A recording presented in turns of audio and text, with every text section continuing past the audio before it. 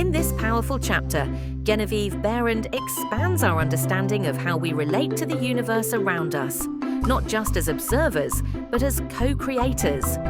She teaches that nature is not indifferent or impersonal.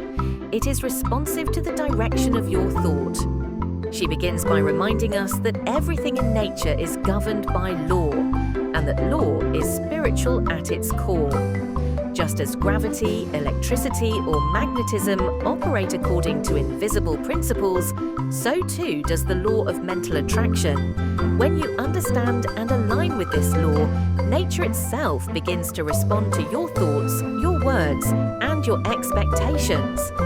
Behrend wants us to stop thinking of nature as something out there, separate from us. Instead, she invites us to see ourselves as deeply embedded in it.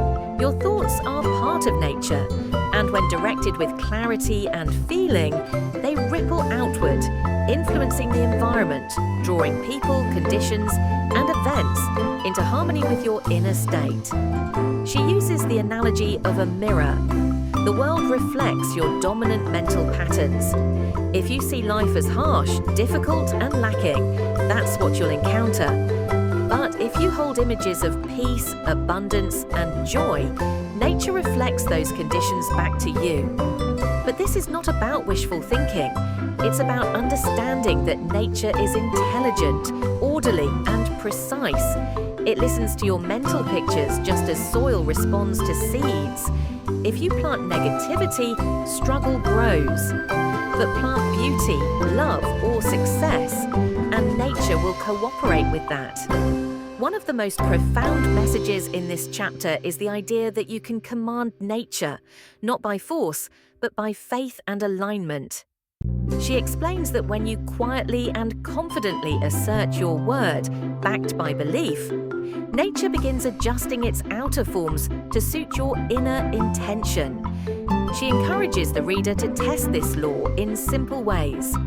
Visualize fine weather, a pleasant walk, or a joyful encounter, and watch how often life begins to respond.